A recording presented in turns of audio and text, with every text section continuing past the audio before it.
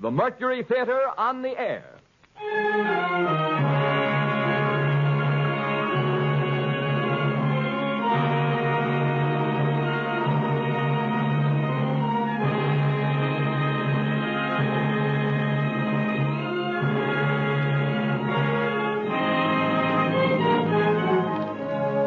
The Columbia Broadcasting System takes pride in bringing you Orson Welles and the Mercury Theater on the air in another broadcast of the unique series which signalizes radio's first presentation of a complete theatrical producing company. For these programs, the regular member stations of the Columbia Broadcasting System are joined by the coast-to-coast network of the Canadian Broadcasting Corporation.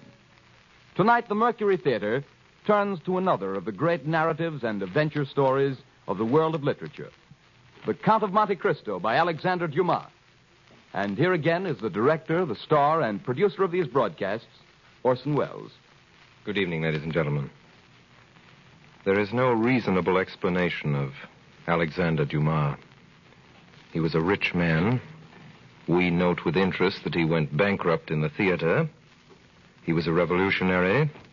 His grandfather was a marquis. His grandmother was a negress. He was born as Napoleon became emperor. He died in poverty as the Germans marched into France. He wrote The Count of Monte Cristo as a newspaper serial, and shortly after the last installment, a ball and a bullfight were organized for him in Seville, and finally in Algiers, the customs men let his baggage through without examination. Such things don't and can't happen today, but then, neither does Alexander Dumas himself, the wildest romance of a man who could and did openly maintain at 70 numerous establishments and a literary factory as well, whose quantitative output is equaled in the arts only by Rubens' studio. There's a good story about what Dumas père told Dumas fils. Father, said the inventor of Camille, I have just read your latest book. Have you, my son, said Dumas père. What's it about? I am not sure I have. It is no secret and no shame either that the Chateau Monte Cristo was haunted by many ghostwriters, and that its owner signed his name to more books than anyone could ever write. It is not expected of Pharaoh that he build with his own hands his own pyramids, and the mere blueprint of one Dumas plot is an airtight alibi for a whole career. Of all these, out of question, the most gloriously complex, possibly the most impossible, a mathematical miracle, as perfect as watchworks and as big as Pittsburgh. Among hundreds, one Dumas plot persists as the most ingenious tall story ever perpetrated by the mind of man. God's vengeance on radio scriptwriters and your indestructible delight in spite of us. Here, then, is a humble 57 minutes worth of The Count of Monte Cristo.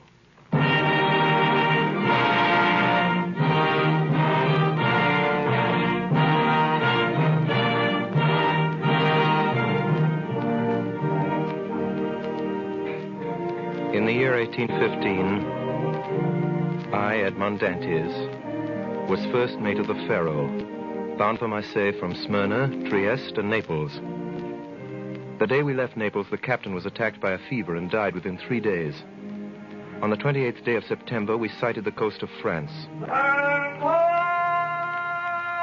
Some hours later, we rounded the Chateau d'If and entered Marseille harbor. Monsieur Morel, the owner, came aboard. Good day, Monsieur Morel. Good day, Monsieur Danglars. You've heard of the misfortune that's befallen us, Monsieur Morel? Yes, you mean poor Captain Leclerc. He was a brave and an honest man. And a first-rate seaman, grown old between sky and ocean. Well, a man needs not be old, Danglars, to know his business. Edmond Dantes, your mate there, seems to understand his thoroughly. Hey, let go the anchor!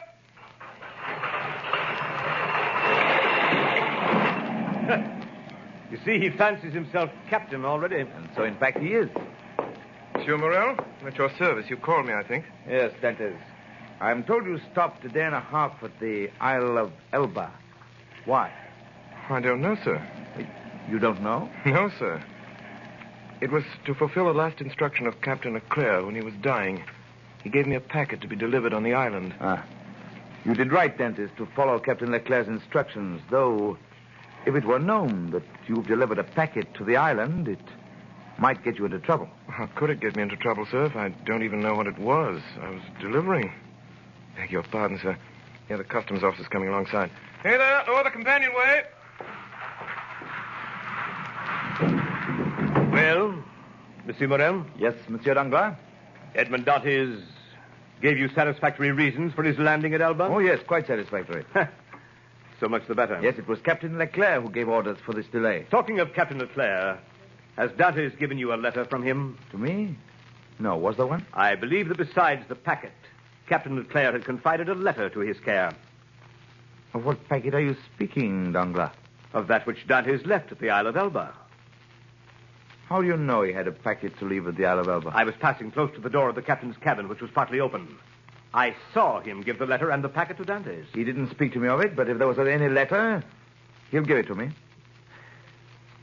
Danglars, you'll report to the office this afternoon with the bills of lading and the storage plans. Good day. Good day, Monsieur Morel.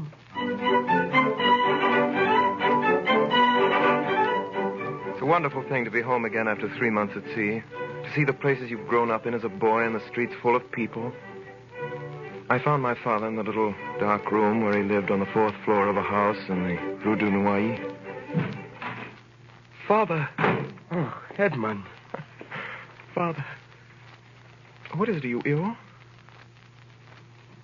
Father, what's wrong with you? No, my boy, my son, no, but I didn't expect you in the joy and surprise of seeing you so suddenly. Father, listen to me. I'm to be captain at 20, a captain with 3,000 francs pay and a share in the profits. Isn't that more than I could have hoped for? Yes, dear boy. Much more than we could have expected. Smart young dog, your son, eh, Dantes? In the doorway stood our neighbor, the tailor, Caderousse. Captain, eh? I know someone below the church of Saint Michel who won't be sorry to hear about this, eh, Dantes? Mercedes? That's who he means, Father. And now that I know your will, your consent, I'll go to her. Oh, go, dear boy, and heaven bless you in a wife, as it blessed me. In a wife? How fast you go, Father Dantes. She isn't his wife yet, as far as I know. She soon will be. Yes, but you were wise to return when you did, my boy. Well, Caderousse, what do you mean by that? Oh, I don't mean anything in particular. Mercedes is a very fine girl, and fine girls never lack suitors. There's one in particular, a cousin of hers, I think he is. Fernand Mondego. I've even heard it What's said... that? Oh, don't worry, my boy. Now that you're captain, who could refuse Did you? you just say that if I were not a captain... I didn't say that, my boy. I didn't say that. No offense meant, my boy. No offense.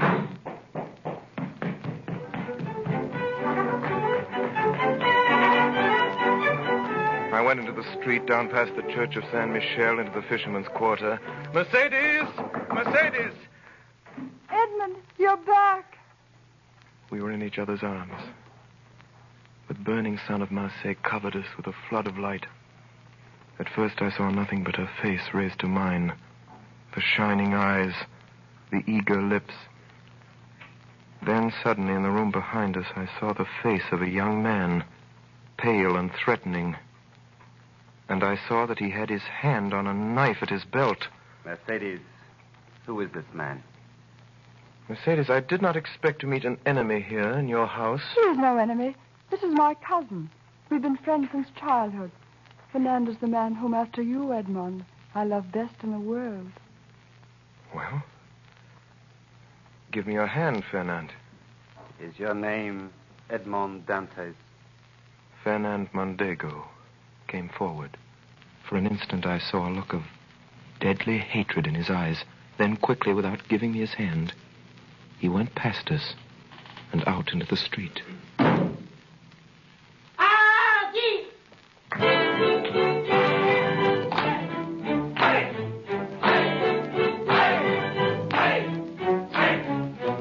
The betrothal feast is a gay affair in the South. Monsieur Morel removed every difficulty. The papers were soon drawn up. The arrangements were simple. Mercedes had no fortune. I had none to settle on her, and the wedding was set for 2. All our friends were there, and the crew of the Pharaoh and Mercedes people from among the fishermen.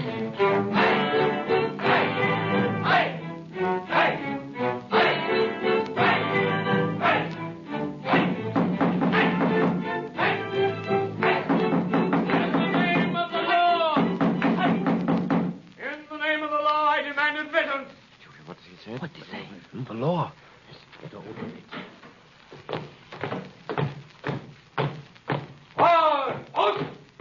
Who among the persons here assembled answers to the name of Edmond Dantes? I'm Edmond Dantes. What do you want of me? Edmond Dantes, in the name of the law, I arrest you. Arrest me? You'll be duly acquainted with the reason for your arrest at your first examination. Officer, he is my son. Smuggling, do you think? He's done nothing wrong. He's a good boy. It is possible, in which case every reparation will be made. Edmund. Meantime, Edmond Dantes, you're under arrest. Why? Follow me. All attention! All!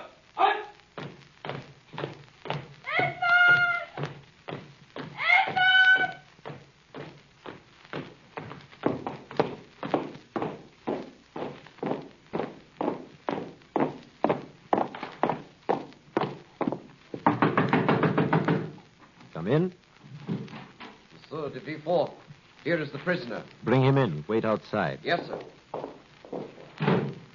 What is your name? Are you the king's prosecutor, sir? Yes. Your name? My name is Edmond Dantes. Give all the information in your power. Have you served under the usurper, Napoleon? No, sir. It is reported that your political opinions are extreme. My political opinions? Alas, I never had any opinions. I'm hardly 19, sir. What do you make of this, then? It is a letter, Monsieur Dantes. Well, read it. Monsieur, the king's prosecutor is hereby informed by a friend of the throne and religion that one Edmond Dantes, mate of the ship Pharaoh, arrived this morning from Smyrna after having touched at Naples and the island of Elba. He's been entrusted by the usurper with a letter for the Bonapartist committee in Paris. Proof of this crime will be found on arresting him, for the letter will be found on his person or at his father's or in his cabin on board the Pharaoh. I'm sorry, sir, I don't understand it. Do you know the writing? No, sir. Whoever did it writes well. Now, have you any enemies? Not that I know of, sir. Now answer me frankly. Not as a prisoner to a judge, but as one man to another. Is there any truth in this accusation? Not at all, sir. I swear by my honor as a sailor. Then I told him my story. I told him how Captain Leclerc on his deathbed had entrusted a packet to me and told me with his dying breath to deliver it to the island of Elba. What did you do then? What should I have done, monsieur? What every man would have done in my place. I sailed for the island of Elba. I delivered the packet and was given in return a letter to be delivered to a man here in Marseille. I did it because it was what my captain had told me to do. I landed here yesterday. That is all, sir. I see. Well, that sounds like the truth. Now, give up this letter you have brought from Elba. Give us your word that you will appear if you're called, and go back to your friends. I'm free then, sir? Yes. But first, give me this letter. Well, here you are, sir. Very well. By the way, to whom were you to deliver this letter? To Francois Noirtier of this city. Francois Noirtier? Yes, sir. Why, do you know this man? A faithful servant of the king does not know conspirators. Have you shown this letter to anyone? To no one, sir, on my honor. Nobody knows that you are the bearer of a letter from the Isle of Elba addressed to Francois Noirtier? Nobody, sir, except the person who gave it to me. Why, sir? What's the matter? What's the matter, sir? You give me your word of honor that you're ignorant of the contents of this letter? My word of honor, sir, but what's the matter? You're ill, sir. Shall I call for help? No, stay where you are. It is for me to give orders here, not you. I'm sorry. I am no longer able, as I had hoped, to restore you to liberty. Before doing so, there are formalities to be gone through. I'll try to make them as short as possible. The principal charge against you, as you know, is this letter. And you see what I do with it. You see, I destroy it. Oh, Monsieur de Villefort. Your goodness itself. Now then, do you trust me? Order me, sir, and I'll obey. Listen, this is not an order, but advice that I give you. Yes, monsieur. I shall keep you until this evening here in the Palais de Justice. Yes, sir. Should anyone else question you, don't breathe a word of this letter. I promise. You see, the letter is destroyed. You and I alone know of its existence. So if they question you about it, deny all knowledge of it. I will, sir. It was the only letter you had. It was. Swear it. I swear. Did you ring, monsieur? A guard entered. Villefort whispered something in his ear, to which he replied by a motion of his head. Follow this man, Monsieur Dantes. He has his orders.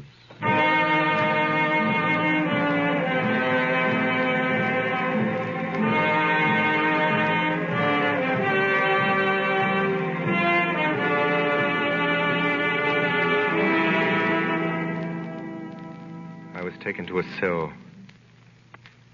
Presently it grew dark. Hours later, I heard steps coming along the corridor. By the torches they carried, I saw the glittering sabers and carbines of 4 gendarmes. Edmond Dantes? Have you come to fetch me? Yes. By the orders of the king's prosecutor? I believe so. Come with us.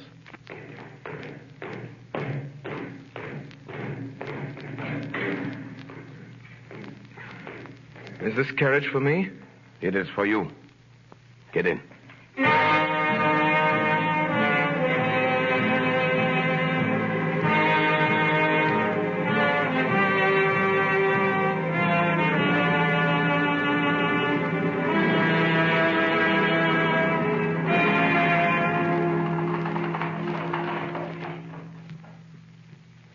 Get on board.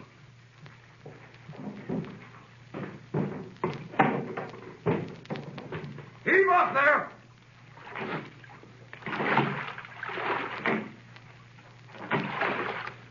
I sat in the stern sheets with a guard on each side of me in the little boat.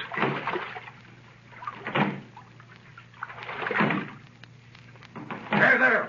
King's business! Lower the chain!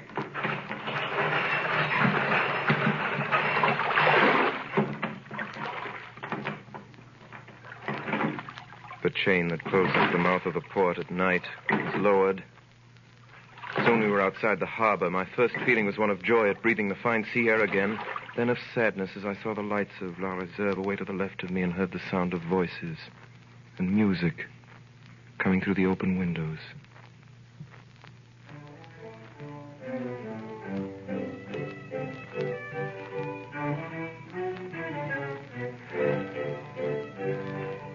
Now we had passed the Tête de Mort. We were in front of the lighthouse. We were about to double the battery. Where are you taking me? You'll soon know. But I want to know... We are forbidden to give you any information.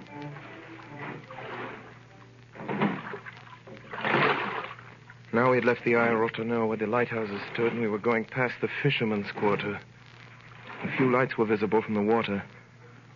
If I cried out, perhaps Mercedes might hear me. I remained silent, my eyes fixed on the lights. The boat went on, and presently a rising ground hid the lights. Then I saw that we were out to sea. Comrades! For the love of God, tell me where we're going. You're a native of Marseille and a sailor, and yet you don't know where you're going? I've no idea. Well, unless you're blind or have never been outside the harbor, you must know. No. Look around you. Then suddenly, within 100 yards of me in the night, I saw a dark, frowning rock with a tower on it, like a great black scaffold. The Chateau d'If. Quite right, my friend. The Chateau d'If. Help! Help! Let me go! Help! Help! Help! I'm innocent! I'm innocent! I'm innocent! I'm innocent!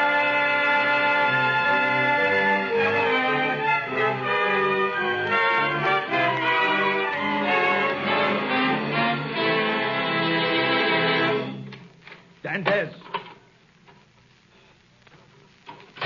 Dantes! Haven't you slept? I don't know. Are you hungry? I don't know. Do you want anything? I want to see the governor. The governor. I want to see the... I'm innocent. I'm innocent. I'm innocent!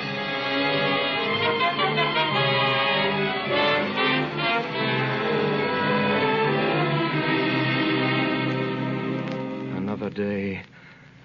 Another eternity. I threw out my food onto the floor. I walked round and round the narrow cell like a wild beast in its cage. I tore up the straw of my mattress. Dantes! Well, Are you reasonable today? I want to see the governor. I've told you that's impossible. Why is it impossible? It's not allowed. I want to see the governor. Take my advice, my friend. Don't brood over what's impossible. You'll go out of your head. You think so? We had an instance of it here in this cell. The priest who was here before you. He kept offering the governor 1,000,000 francs for his freedom. In the end, he went out of his head. When was he in this cell? 2 years ago. Was he set free? No. He was put in a dungeon. Listen to me. I want to see the governor. If you don't let me see the governor someday, I'll hide behind the door.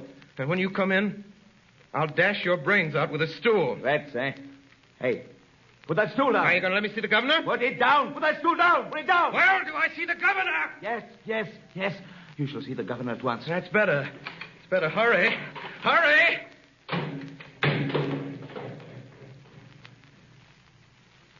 Presently, the jailer returned with 4 soldiers.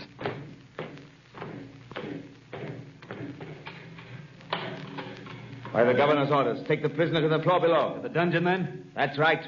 We put madmen with madmen. You don't understand it.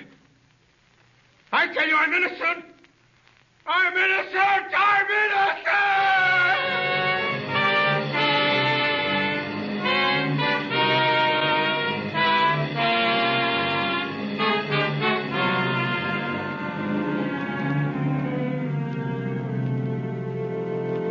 Months went by underground, foul, humid, and dark. Every day, twice a day, morning and evening, the jailer came to my cell and put down the vile food and went away without speaking to me. My hair and nails had grown long, and my skin was white as a leper's. I'd been proud the first months. Now I began to beg.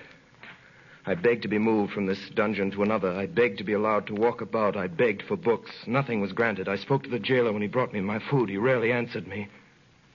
But to speak to a man, even though mute, was something. I tried to speak when alone, but the sound of my own voice terrified me.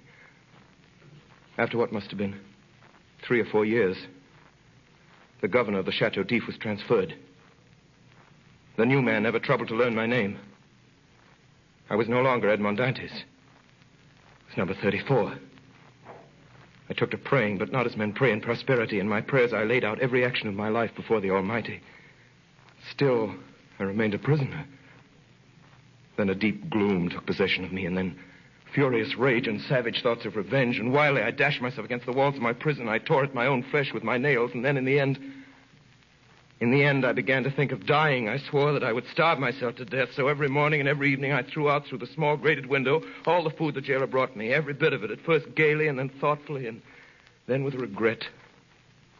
I held the plate in my hand for an hour at a time, gazing at the morsel of bad meat, of tainted fish, of black and moldy bread. Then I remembered my oath and threw the dish away.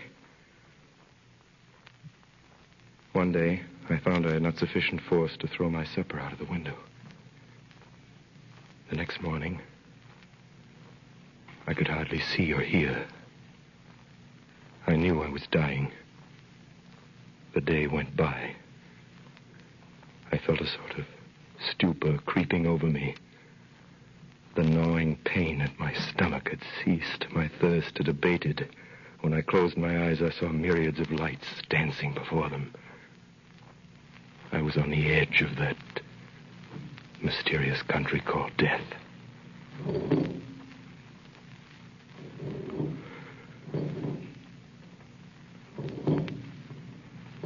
Suddenly, a little after dark, I heard a hollow sound in the wall against which I was lying. I sat up and listened. It was a continual scratching, as if made by a huge claw, some iron instrument scraping against the stones.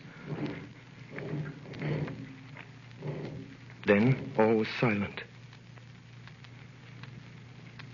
Soon afterwards it began again, nearer and more distinct. Perhaps it was only a workman repairing a neighboring dungeon. I would soon find out. The sound continued. With my earthenware jug, I knocked against the wall where the sound came.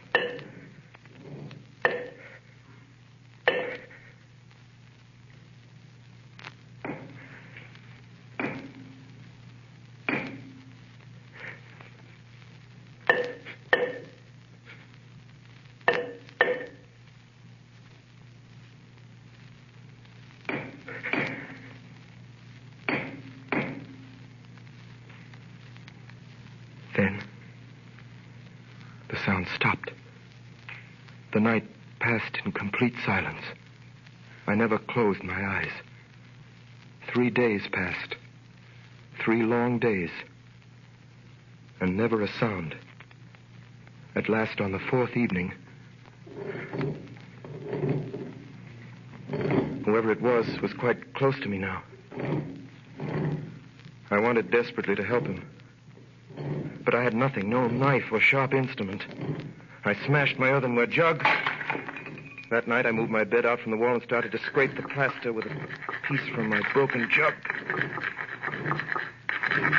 Soon the fragments of plaster began to fall away. In 3 days, I uncovered a large stone. The next day, about noon, the stone began to move. Oh, my God, don't fail me now. My God. Who talks of God in this place? Speak again. In the name of heaven. Speak. Who are you? A prisoner. Of what country? A Frenchman. Your name? Edmond Dantes. How long have you been here? Since the 28th day of February, 1815. Your crime? I'm innocent. And you? Who are you? I am number 27. How long have you been here? Since 1804. 20 years. All that night we worked. Then, just before dawn, a portion of the floor in my cell gave away. And from the bottom of this passage, the depth of which it was impossible to measure, appeared the head, then the shoulders, and lastly the body of a man.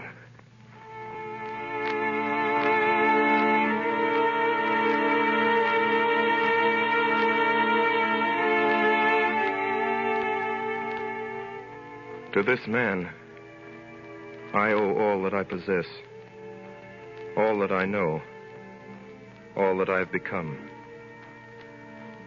In the prison, he was known as the Mad Priest. I never learned his name. For 8 years, we saw each other every day, using the tunnel he had dug through the solid rock, concealing the mouth of the passage with stones carefully fitted in place. By the sundial he had traced on the wall of his cell, we knew the hours of the guard's visit. The rest of the day we were together. He had been a great scholar in his day, and all that he knew, he taught me with infinite loving patience.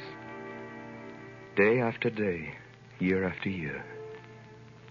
Then, one morning when I went down, I found him standing in the middle of his cell.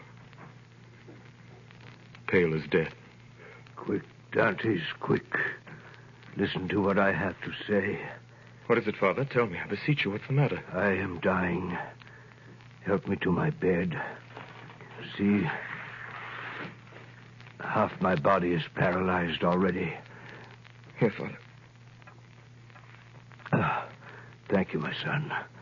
Now listen to me. All is over with me. This night or tomorrow, I shall be dead. But, Father... I know the illness. There is no hope. And I shall never leave this place now. Before I die, there's something I want to give you. In his hand, he held a morsel of paper tightly rolled together. A half-burned paper on which were some lines of Gothic character, traced with a peculiar kind of ink. This paper, my child, is my treasure. From this day forth, it belongs to you. Your treasure? Oh, yes. I know what's passing through your mind at this moment. Even now, you, like all the others. But be assured, my child, I am not mad. This treasure exists. Read what it says. This treasure, which may amount to declared April 14. You see? I see nothing but broken lines and unconnected words. Yes. To you who read them for the first time. But to me, who have grown pale over them by many nights' study, who have reconstructed every phrase, completed every thought. Have you ever heard of the great Spada treasure? I've heard sailors talk of it, yes. For years, I worked for the House of Spada. That paper you have is what is left of the will of Cardinal Spada, murdered by Roderick Borgia. Now, take this and put the two pieces together and read. The 25th day of April, 1498, being invited to dine by His Holiness Alexander VI, and fearing for my life, I declare to my nephew Guido Spada, my sole heir, that I have buried in a place he knows, in the caves of the island of Monte Cristo, all I possessed of ingots, gold, money, jewels, and diamonds, which treasure may amount to nearly 2 million of Roman crowns, which you will find in the farthest angle of the island cave. And this treasure I bequeath and leave entire to him as my sole heir, Rodrigo Spada. 10 million crowns.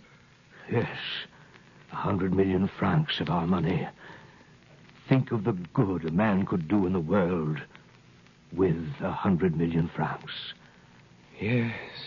Now, I am dying.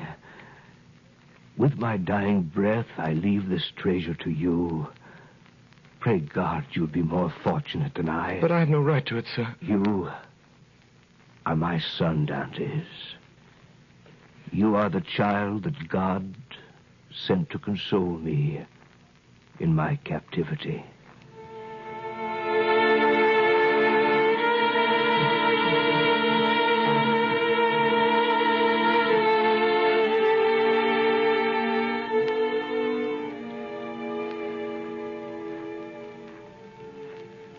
Two days later, in fearful agony, he died. I closed his eyes and laid him out to rest as well as I could. That night, the governor of the prison came down to look at the body. Well, the madman's gone to look after his treasure. With all his millions, he hasn't enough to pay for a shroud, eh? Is the iron heated? Yes, sir. Apply it to the soles of his feet. From where I stood in the secret passage, I could smell the sickening odor of burnt flesh. He's dead, all right. Poor devil. He was a priest. Get him the newest sack you can... What time shall we bury him, sir? The usual. When the cell was empty again, I went in. On the bed at full length, and faintly lighted by the light of a single candle, was visible a sack of coarse cloth. In it was stretched a long and stiffened form. I unlaced the sack, drew the corpse out, and carried it through the tunnel to my cell. I laid it on my bed, turned the head to the wall, and covered it with a sheet. For the last time, I kissed the ice-cold brow. Then I went back to the dead man's cell. There's a job I can do now. Right you are. Cold as the devil up there in that clear. I could hear steps in the passage as the guards came down with a stretcher. Quickly, I laced up the sack around my body. I lay stiff, hoping they would not hear the beating of my heart. Here we go. You take the head. I'll take the feet. He's heavy enough for an old man. They say every year adds half a pound to the bones. Forward, March. Careful now. Steady, while I open this door. Lord, it's cold up here. Yeah, pleasant morning for a dip in the ocean. A bit chilly, I'd say. Have you got the weight? Here it is. Tie it on, round his feet. That's right. Tight. See if you can do it any tighter. Yeah, that's all right. That'll sink him. All right, now. Are you ready? 1, 2. Hey, wait a minute. Get nearer the edge. The last one was mashed on a rock. We got the blame for it. All right, then. Come on, I'm freezing to death. Ready? Let's go. 1, 2, 3.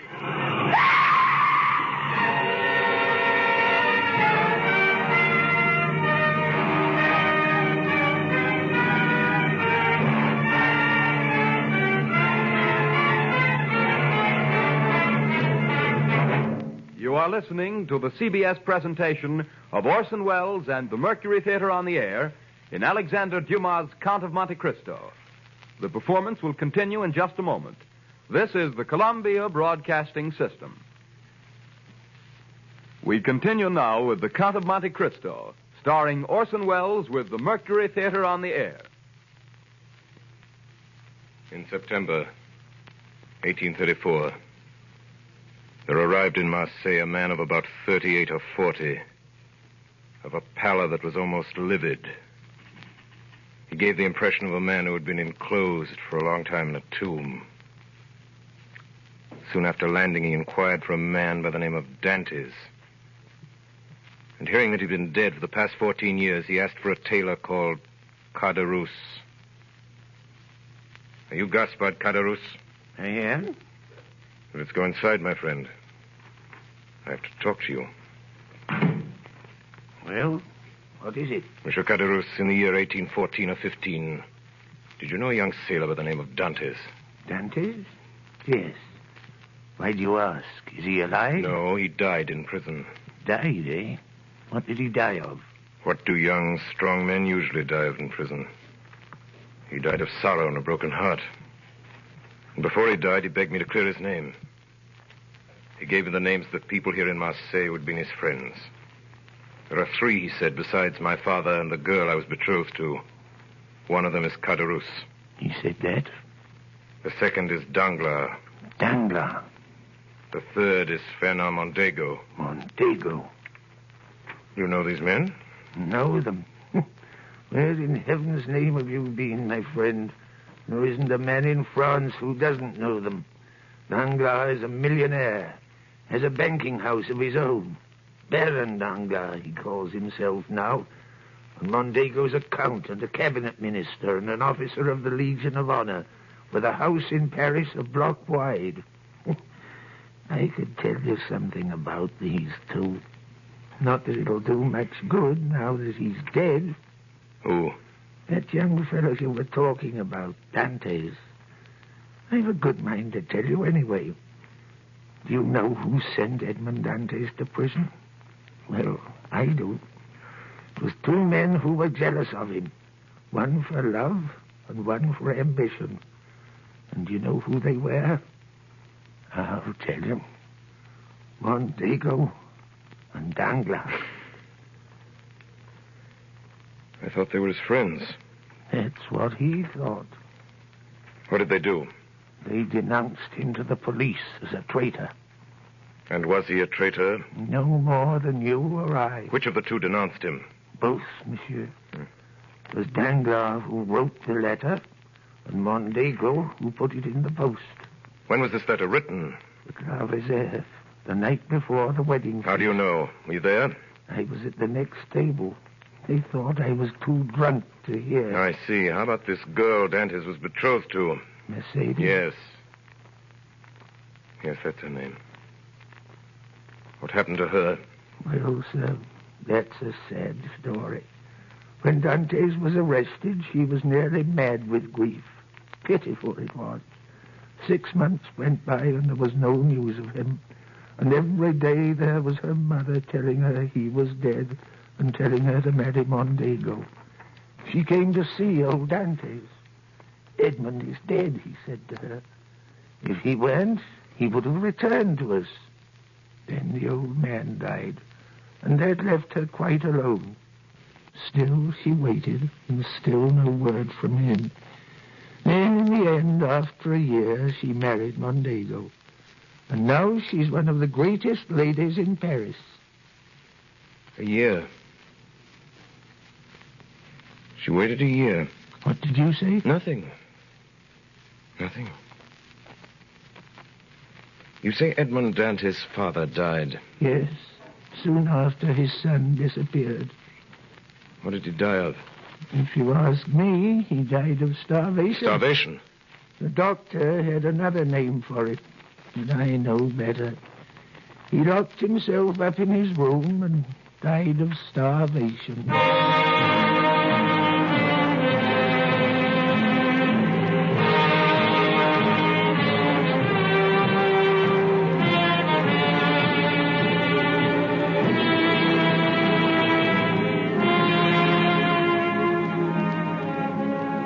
Later that day, the stranger appeared at the Palais de Justice and asked to see the prison records for the year 1815. He obtained permission to go through the case of a certain Edmond Dantes, imprisoned that year and subsequently reported as dead. He found everything arranged in due order: the denunciation, examination, and the magistrate's marginal notes. He read the examination and noted with surprise that the name of Francois Noirtier, to whom the fatal letter had been addressed, never once appeared in it. There was a notation in the margin which read as follows: Edmond Dantes, an inveterate criminal, to be kept in complete solitary confinement and to be strictly watched and guarded. It was signed de Villefort. Below, in another hand, was written, prisoner killed while attempting to escape. That night, the stranger left Marseille, going north.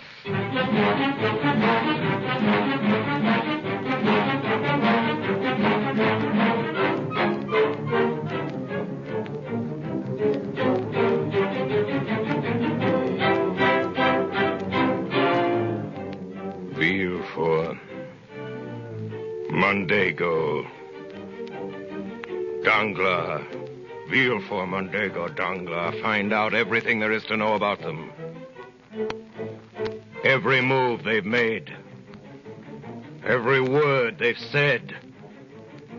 Every line they've written. Yes, sir. Find out about their homes, their wives, their children, their friends. Yes, sir. Find out where they got their power, how they made their money, whom they robbed, whom they cheated, whom they murdered.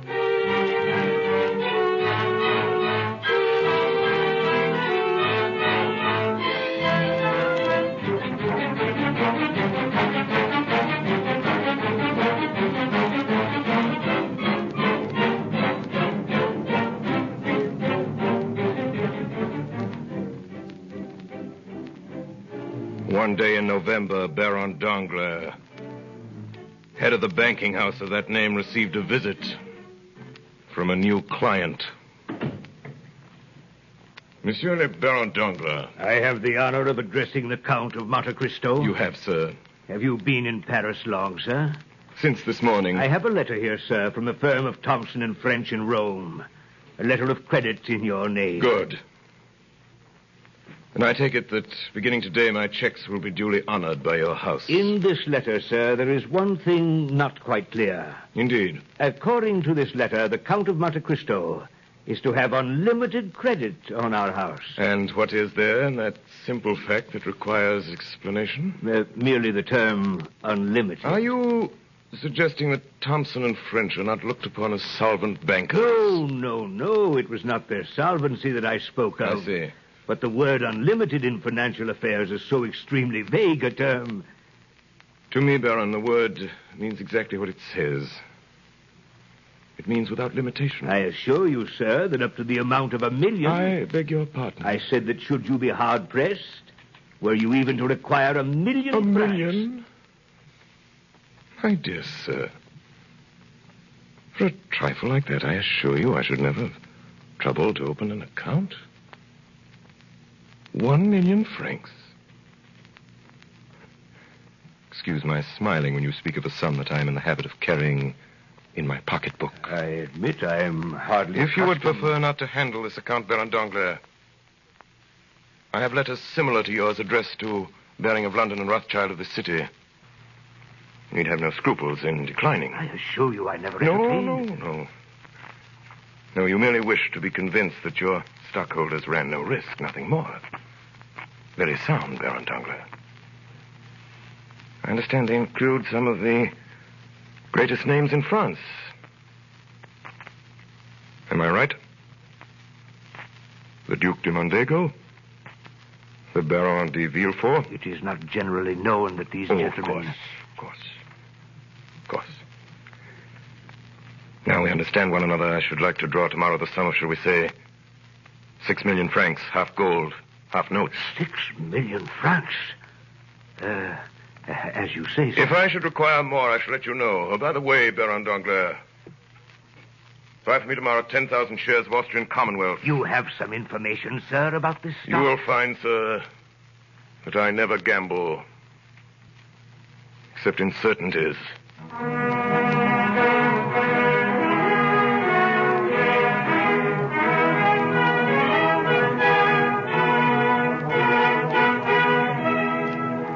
Rarely has Paris been more intrigued than it was that winter by the mysterious Count de Monte Cristo. Of his title, nothing was known, save that he derived it from a small, uninhabited island off the coast of Corsica.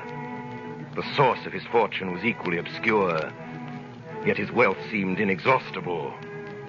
The paintings in his house in the Champs-Élysées were valued at 3 million francs, and it was known that for his carriage wheels alone he had paid 1 million francs, yet far from diminishing. By the middle of December, successful speculation had increased his deposit at Danglars' bank from 4 to nearly 6 million francs. At the end of December, a ball was given by the Count and Countess de Mondego.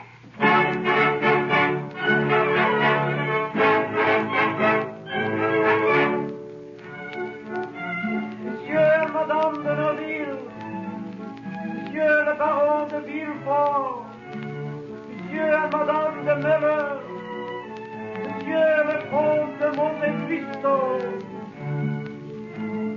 Mercedes, may I present the most talked of man in Paris, the Count of Monte Cristo, Countess de Mondego. I am deeply honored. What is it, Mercedes? What is it? Are you ill?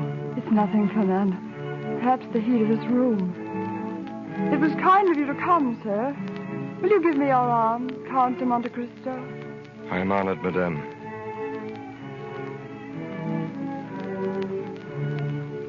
Is it true, Count, what everyone is saying about you in Paris?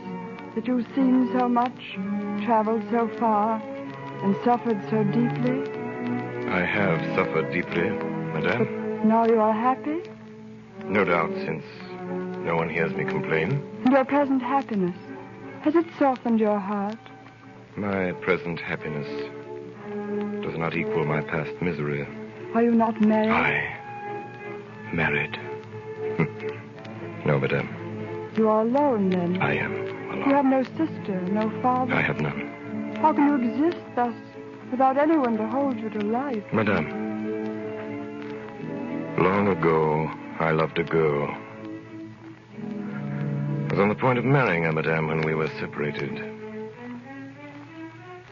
I thought she loved me well enough to wait for me, and even to remain faithful to my grave.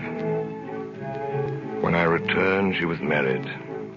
Perhaps my heart was weaker than that of most, and I suffered more than they would have in my place.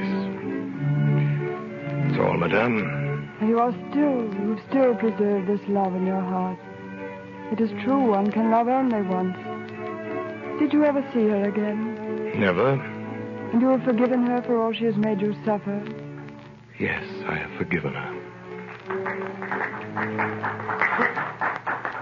But only her? Do you still hate those who separated you? You still want to punish them? They will be punished, madame. But it is not I who will punish them.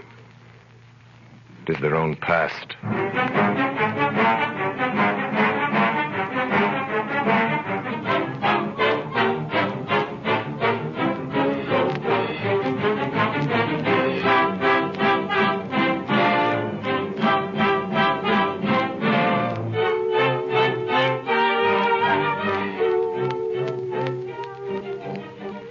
Danglars, Villefort, Mondego. What have you found out about these men? Danglars. Danglars, native of Marseille. Banker, 3 times bankrupt. Convicted of using charity funds. Yes. Recently suspected of plunging heavily with borrowed funds. Villefort. Villefort, native of Marseille. Formerly King's agent in that city, where he acted as Bonaparte's spy under the name of Francois Noirtier. Noirtier? Known to accept bribes. At present, Prosecutor General at King's Court. Said to speculate heavily with Danglars' bank.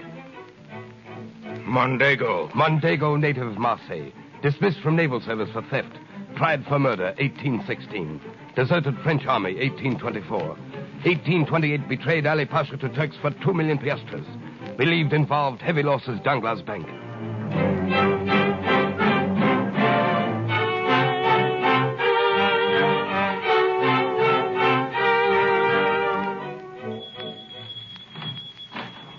Monsieur Danglars. He's in the private office, Baron de Villefort.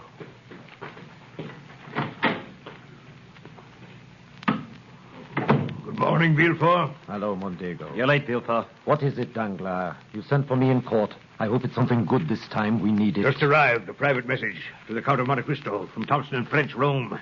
They've never been wrong yet. Did he know you intercept his messages, Danglars? Who cares? What does it say? Read it. Secret treaty signed tonight. Anglo-Italian due sharp rise. Buy all available shares, Thompson and French. Well? We are going to buy. Danglars, I'm worried. Everything you've touched has gone wrong lately. Those Belgian bonds, we lost $500,000 on them. Whose fault was that? On whose information? Can I have a Danglars if the government changes its mind? Gentlemen. Our situation is desperate. We've got to plunge. Things have been going badly lately. We have no choice.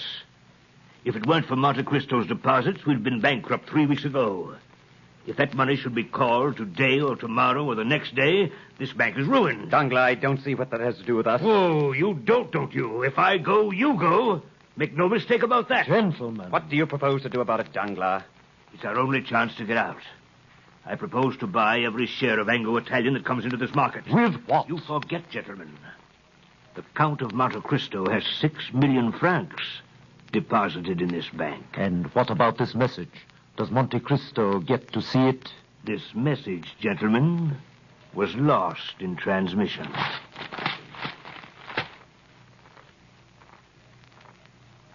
$300 of Anglo-Italian. 102. 104. Sold. 200 Anglo-Italian. 105. 110. Sold. 500 Anglo-Italian. 110. 115. 117. 125. Sold.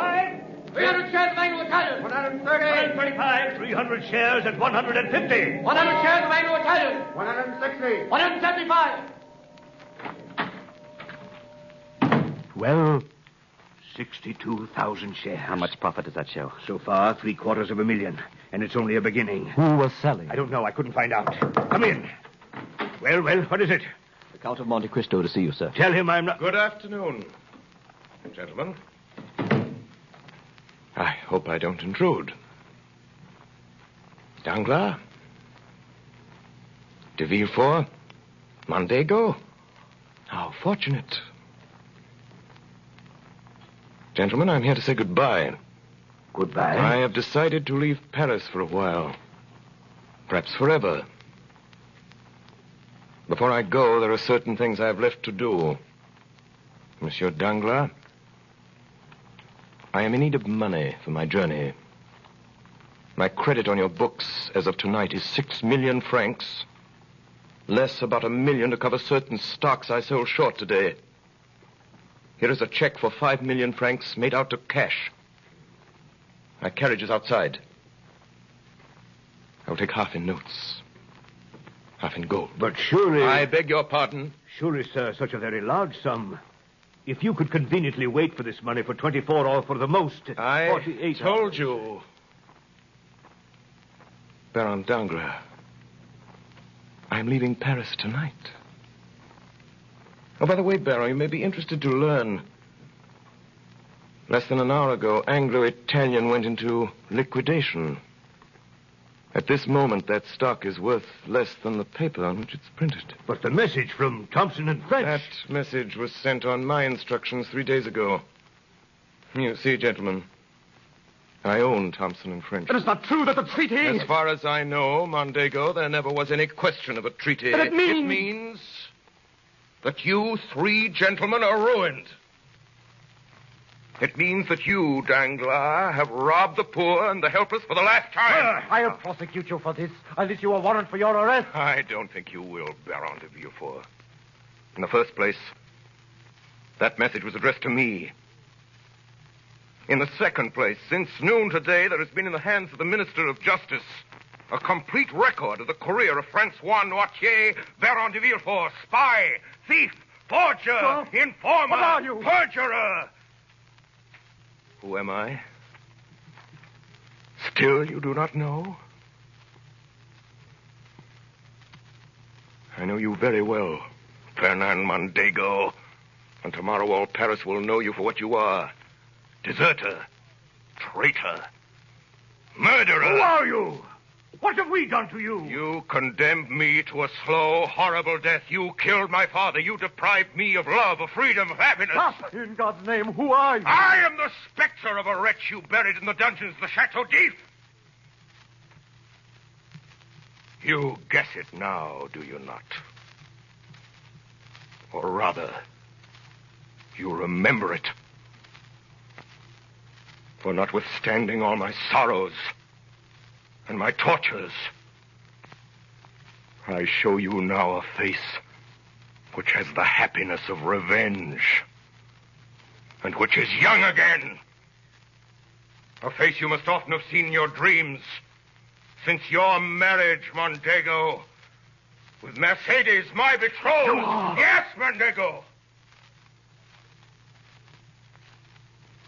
I am Edmond Dantes.